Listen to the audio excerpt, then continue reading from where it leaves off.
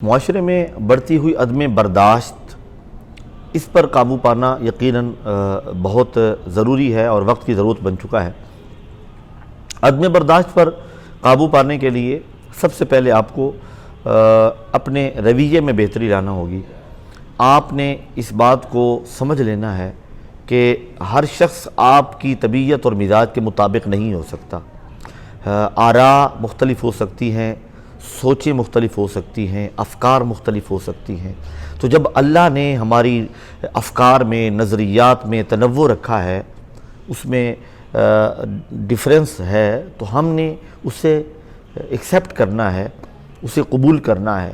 اور جب ہم اسے قبول کریں گے تو آپ کو عدم برداشت جو ہے اس پر قابو پانا آپ کے لیے بہت آسان ہوگا۔ اب دوسری چیز یہ ہے، اختلاف رائے کو مخالفت نہ سمجھی جائے۔ آپ اختلاف رائے کریں لیکن احترام کو ملحوظ خاطر رکھیں۔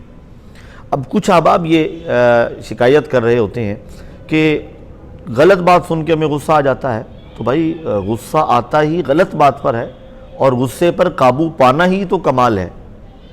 پہلوان وہ نہیں ہے جو اپنے سے طاقتور کو میدان میں پچھاڑ لے، بلکہ اصل پہلوان وہ ہے، طاقتور اور توانا وہ ہے جو حالت غصہ میں خود پر قابو پا لے۔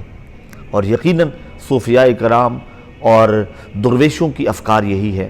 درویش کی صحبت سے ہمیں یہی پیغام ملتا ہے کہ آپ نے اپنے سے بڑے کی توقیر اور تعظیم کرنی ہے، اور اپنے مخالف کی رائے کا بھی احترام کرنا ہے۔ اختلاف رائے کو بڑے آسن طریقے سے آپ نے پیش کرنا ہے، اس میں گالم گلوچ نہ ہو، بد زبانی نہ ہو، بد کلامی نہ ہو۔ اور رسول اللہ صلی اللہ علیہ وسلم کا کلمہ پڑھنے والا کبھی بد کلام نہیں ہو سکتا، گالم گلوچ نہیں کر سکتا۔ اس کا رویہ، اس کا اخلاق، اس کا بولنے کا انداز رسول اللہ صلی اللہ علیہ وسلم کی یقیناً تعلیمات کے مطابق ہوگا، حضور کی سنت کے مطابق ہوگا۔ اور میرے کریم آقا تو اپنے دشمنوں کے لیے چادریں بچھا دیا کرتے تھے۔ اب کچھ احباب یہ پوچھتے ہیں کہ ہم کیا کریں، غصہ بہت زیادہ آ جاتا ہے، اس پر قابو پانے کے لیے کوئی وظیفہ؟ تو غصے پر قابو پانے کے لیے دو اللہ تعالیٰ کے اسماء گرامی بتاؤں گا، اور ایک ایسا وظیفہ ہے جو سدا بار وظیفہ ہے۔ جب آپ کو غصہ آ رہا ہو، آپ نے زیر لب درود پاک پڑھنا شروع کر دینا ہے۔ یہ ایک ایسا مجرب نسخہ ہے، آپ حیران رہ جائیں گے کہ آپ اس وقت اس طرح کی جب ہائپ کریٹ ہو چکی تھی، آپ اس وقت کیسے خود پر قابو پا چکے۔ آپ کو خود یہ فیلنگز آئیں گی کہ واقعی درود پاک نے میرے مزاج کو نرم کیا ہے۔ اور یقیناً درود پاک گھنی چھاؤں ہے، تپتی دھوپ میں گھنی چھاؤں ہے، اور غصہ جو ہے یہ جہنم کی آگ سے ہے۔ تو جب انسان غصے کی آگ سے بے چین ہو تو درود پاک کی صورت میں اس پر پانی ڈال دے۔ تو زیر لب درود پاک پڑھنا شروع کر دیں، اور کثرت سے درود پاک پڑھیں جب تک آپ کا غصہ ختم نہیں ہوتا۔ درود پاک پڑھتے رہیں۔ قریب پانی اگر موجود ہے تو آپ پانی کے چند گھونٹ پی لیں۔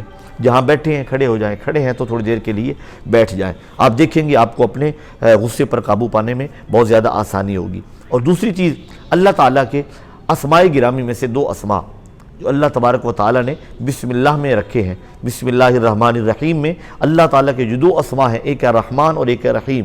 یا رحمان و یا رحیم و یا رحمان و یا رحیم و یا رحمان و یا رحیم، یہ پڑھنا شروع کر دیں، زیر لب آپ پڑھنا شروع کر دیں۔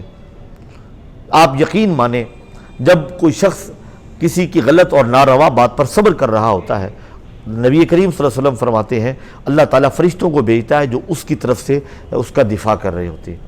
آپ کو یہ محسوس ہوگا کہ آپ بہت ہلکا پھلکا فیل کر رہے ہیں، اور لوگ آپ کی طرفداری کر کے آپ کا دفاع کر رہے ہیں۔ آپ یہ کر کے دیکھیے گا، اور جب آپ کو سکون اور عافیت محسوس ہو تو ہمیں اور ہمارے درویشی رنگ کی تمام ٹیم کو اپنی دعاؤں میں ضرور یاد رکھیے گا۔